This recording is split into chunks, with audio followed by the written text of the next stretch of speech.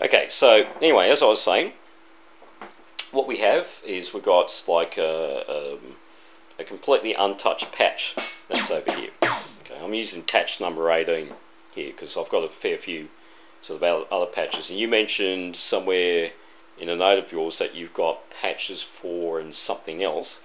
I've already written over those patches. But with this one, what I'll do is I'll show you how I'll start to assign sounds. I'm just going to flip between this and my original Octopad that's over here, because at least I've got an idea of what the various sounds are. Alright, so say for instance I need to have, I'll put like an extra snare over here. Okay. The fantastic thing with the SPD20, I'm not sure if you've got this with the SPD11, but you can actually layer. I don't know if you can see here, but there are a couple of illuminated things, an A and a B. So these are your layers. If I were to say hit that, that's got a combination of two sounds. So the first thing is I need to go to my A layer, which is this, and what do I have here? Now, if I need to know what my sounds are, you need your edit button. Okay, so in this case, this is telling me I've got a snare sound. I've got, having purchased at least one of the Octopads new, I've got the big old manual. Fantastic amount of reading you have to do there. But of course, the most important thing is to sort of find what your particular sounds are. They've got them all listed here. You've got like, you know, let's find our snare sounds. So snare sound number 54, according to this, is a hyper snare. But I want to have, say, oh, okay, it's very similar. But it's, what have we got here? It is a reggae snare, so I don't mind that. Very simple. I'll assign that sound over here.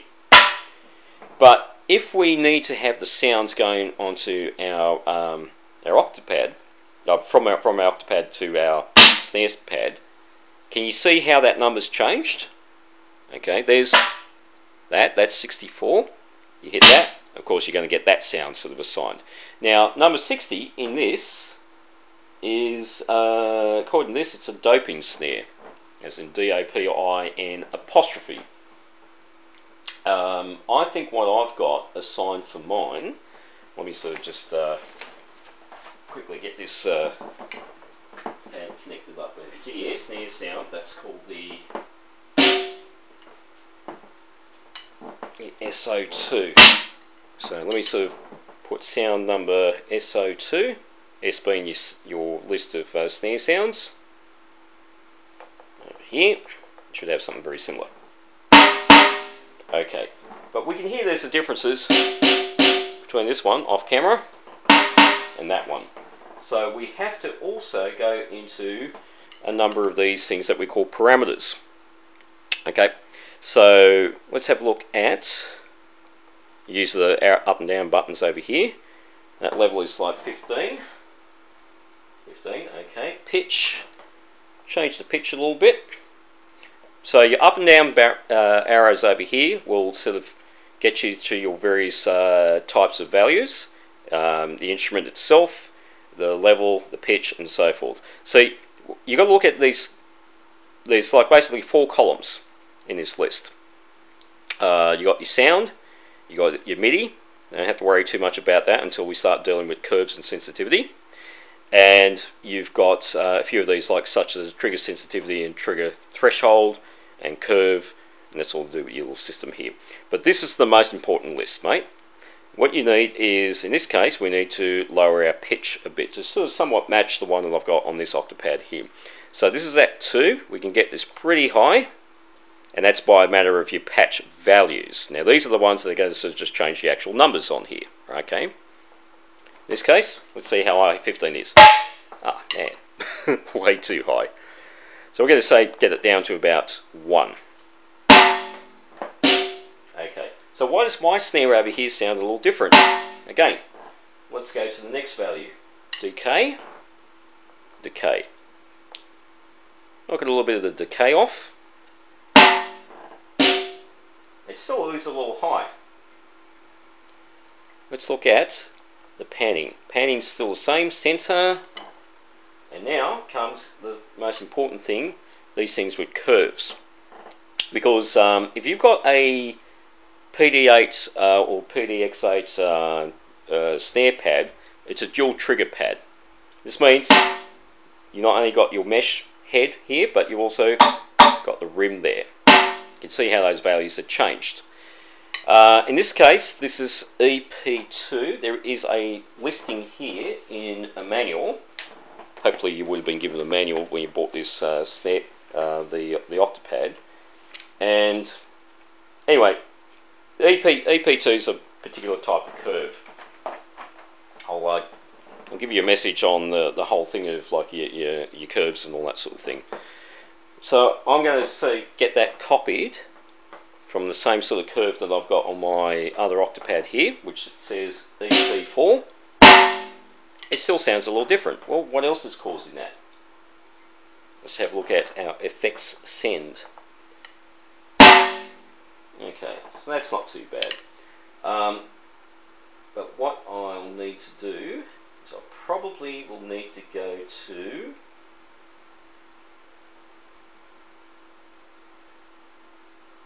trigger sensitivity, trigger threshold, and trigger curve.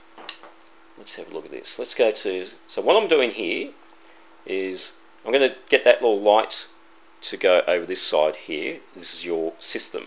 So you hit select a few times and you get to here. This is basically, the top line says basic channel.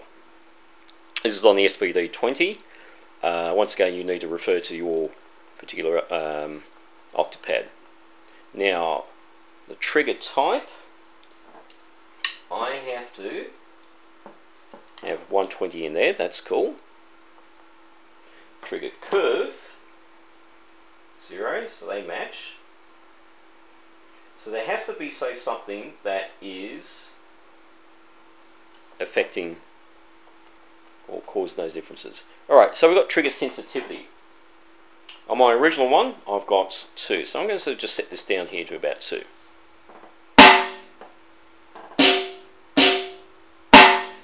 Now, I would say another thing that's causing that differences in sound is that this is actually going through a little bass amplifier. Really what you should use, say, some sort of keyboard amp. I just happen to grab this bass amplifier. It's like a practice bass amp.